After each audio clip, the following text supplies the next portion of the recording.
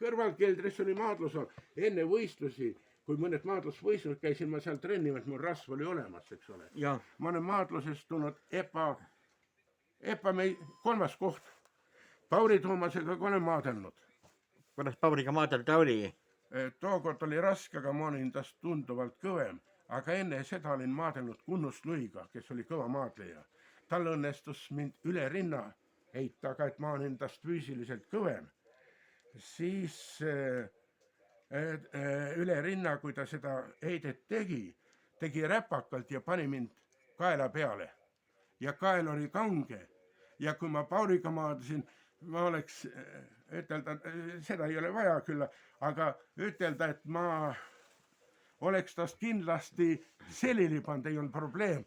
Aga võitsin ainult Pauri Toomast punktidega, et kael oli kange. Ja nädal otse Epa pealt keegi, kas minu hüüdnimi oli Puulu. Puulu, jah. Ja kui ma vaatasin, näed, ma ei vaada niimoodi, vaata. Mitte nii, vaid mis tahad. Nädal otsa niimoodi, kael oli kange. Ja. Aga veel, mis sellest tõstmisest, Epast trenni tegime seal ka, Mati Luht seal keldris tegi maailma meistrivõistlust, üritas. Veel, kes olid, üks oli veel Suuroja. Ma ei tea, kes see Suuroja oli, kas Jõgevaga ei ole seotud või ei tea. Ei, ta vist Tartumaal elab, Vorbus jälle. Ja pilte tegi ja ta oli tünn ja kehaehitusega. Ta oli lamades, oli tugev, aga temaga nii palju probleemi ei olnud. Aga tõstesaal oli madal ja Ants Paju oli ka mu sõber kohe. Ja tema naine oli mu ämma kooliõde. Nii, ambarstid. Ja siis Velleramm ei ole kuulnud. Olen ikka. Nii, ja Pajud ka nagunii tead. Nii, ja nendel lubati, saad aru, kui tõugata niimoodi, jah? Nii, siis nad ei saanud käsi sirge panna, kolks vastu lage käis niikuinii. See asi oli, jah.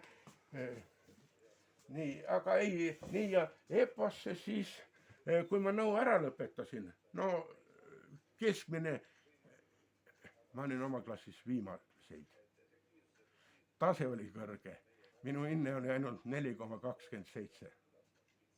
Ei ole paha ju. Ei ole. Aga 22. õppetukuses.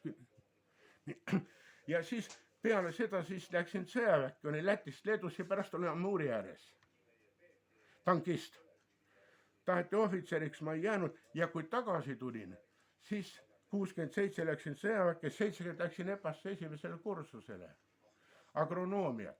Rohumaa Pauriga ühte rühma, Rohumaa viljelused, et seal üldagronoomias ei olnud võimalik spetsialiseeruda, aga Rohumaa omades või spetsialiseeruda või sai ja mina ja 3 tüdrukut veel, üks Joonuks Lii oli seal, siis Kalle Anne oli ja Siiber Kele. Aga keda mäletate veel üliõpilastest rohkem ja kõiki? Ja kuidas see Rohumaa, kui raske õppida oli?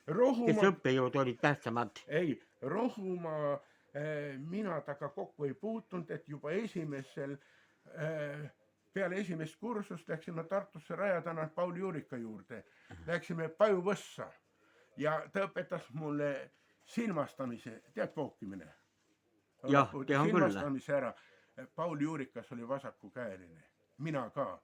Nõude liidus ei toodetud vasaku käe jaoks silmastamiseks nuga. Teritamine teine. Aga kui vene nuga nii põhjalikult lihvida, siis sai vasakuga küll hakkama.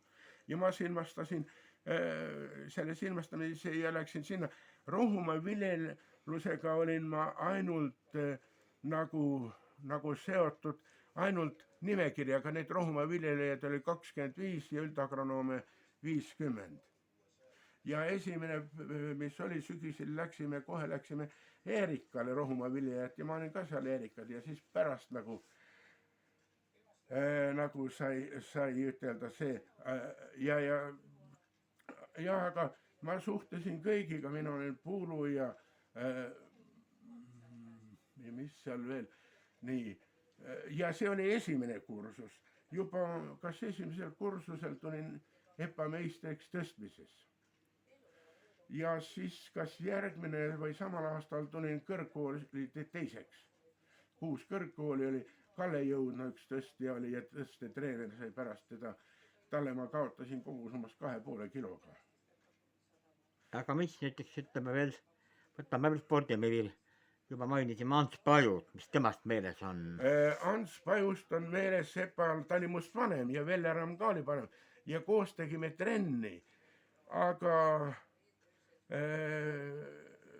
Pajuga nagu eriti ei olnud, aga me jäime ta sõpradeks.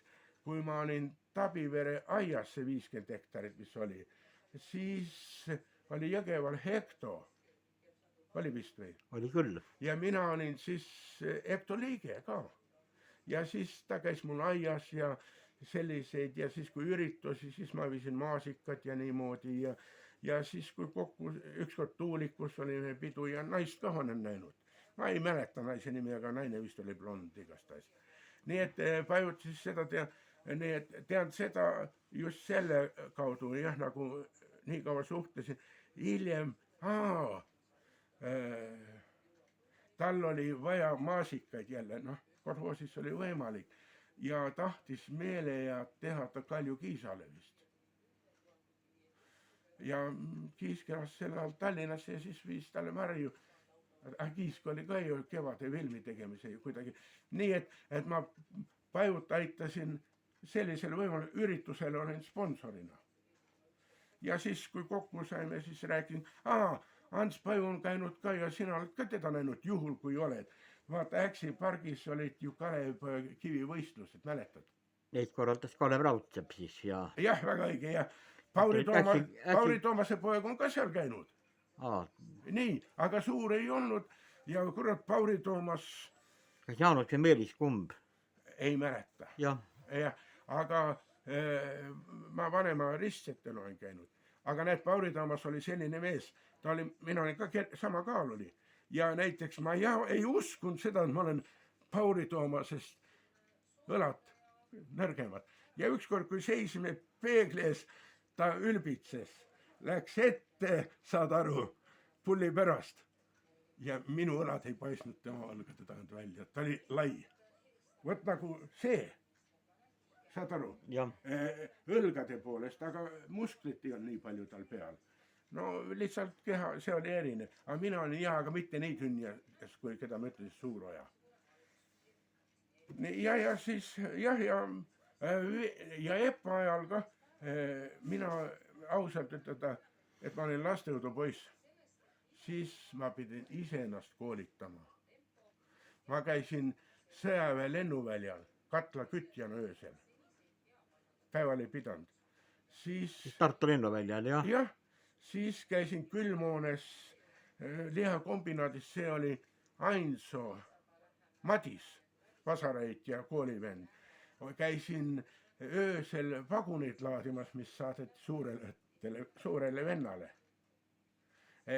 Seal teenisin, aga lõpuks siis ma 72. aastal abiellusin Anuga. Kui te tuttavaks saite?